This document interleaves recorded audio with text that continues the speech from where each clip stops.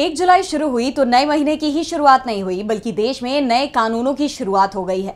देश में 3 नए आपराधिक कानून लागू कर दिए गए हैं, जिन्हें 3 पुराने आपराधिक कानून की जगह लाया गया है।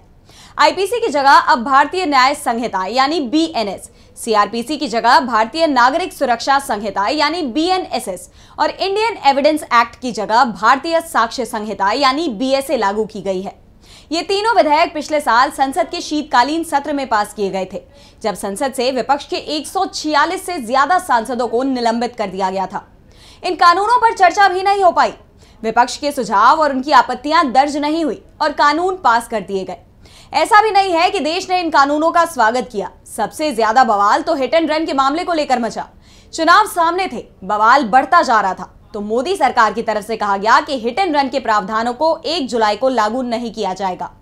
दरअसल ट्रक ड्राइवरों ने भारतीय न्याय संहिता की धारा 106(2) के प्रावधान का विरोध किया था। इस धारा में प्रावधान है कि यदि किसी ड्राइवर की तेज रफ्तार ड्राइविंग से किसी राहगीर की जान चली जाती है और ड्राइवर बिना पुलिस में रिपोर्ट किए भाग जाता है, तो ऐसे अपराध में गैर इरादतन जान लेने की धारा लगाई जाएगी और आरोपी ड्राइवर को 10 साल की कैद और 7 लाख रुपए जुर्माने की सजा होगी। लेकिन ऐसा भी नहीं है कि सिर्फ इसी प्रावधान से लोगों को परेशानी थी, बल्कि परेशानी कानून के कई प्रावधानों को लेकर है। सरकार की किसी भी नीति कार्रवाई से असहमति अपराध के दायरे में आ जाएगी, यानी सरकार की आलोचना पर किसी की शिकायत पर पुलिस केस दर्ज कर सकती है। इसका सबसे ज्यादा दुरुपयोग विपक्ष के राजनीतिक लोगों के खिलाफ होगा। सुप्रीम कोर्ट की वरिष्ठ वकील इंदिरा जयसिंह, कपिल सिब्बल, संजय हेगड़े, प्रशांत भूषण जैसे नामी ग्रामी वकीलों ने नए कानूनों को लेकर चिंता व्यक्त की है।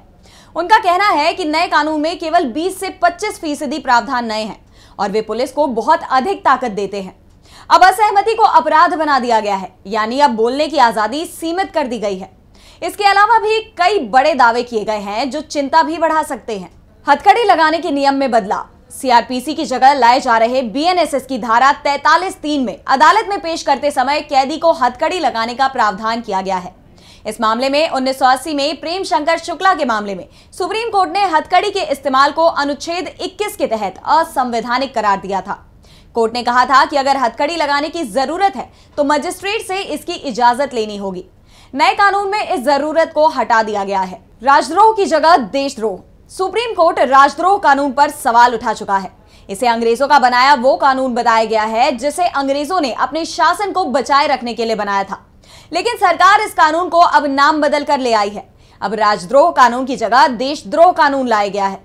सरकार का कहना है कि लोकतांत्रिक देश में सरकार की आलोचना कोई भी कर सकता है, लेकिन देश की सुरक्षा के खिलाफ कोई काम करेगा तो उसे जेल जाना होगा। लेकिन सवाल ये उठ रहे हैं कि राजद्रोह कानून की तरह ही देशद्रोह कानून के दुरुपयोग को रोकने की कोई कोशिश नहीं हुई है। इसके अलावा भी कई और प्रावधान किए गए हैं जिनका विरोध किया जा रहा है। वैसे तमाम कानूनविदों ने तो नए सिरे से लाए गए आपराधिक कानूनों को पूरी तरह से गैर जरूरी तक करार दे दिया है। वहीं अगर बदलाव की बात की जाए तो 3 कानूनों में हुए बड़े बदलाव।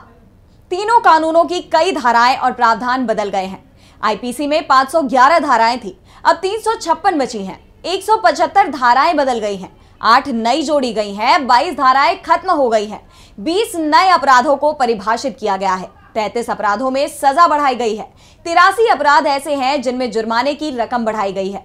इसी तरह सीआरपीसी में 533 धाराएं बची हैं, 160 धाराएं बदली गई हैं, 9 नई जुड़ी हैं, 9 खत्म हुई हैं। इन कानूनों का जबरदस्त विरोध हो रहा है। कांग्रेस सांसद मनीष तिवारी ने कहा कि नए आपराधिक कानून भारत को एक पुलिस राज्य में बदलने की नींव रख देंगे। तमिलनाडु के सीएम एम के स्टालिन और पश्चिम बंगाल की सीएम ममता बनर्जी ने कहा कि इन कानूनों का व्यापक असर होगा। तीनों नए कानून भारत के संविधान की समवर्ती सूची के अंतर्गत आते हैं और इसलिए राज्य सरकार के साथ व्यापक परामर्श किया जाना चाहिए। नए कानून का विरोध करने वालों में कई नौकरशाह और दिग्गज वकील भी शामिल हैं। 100 से ज्यादा रिटायर्ड नौकरशाहों ने तो इन पर रोक लगाने के लिए पत्र भी लिखा था, क्योंकि नए कानूनों को कमजोर और गरीब विरोधी बताया गया था।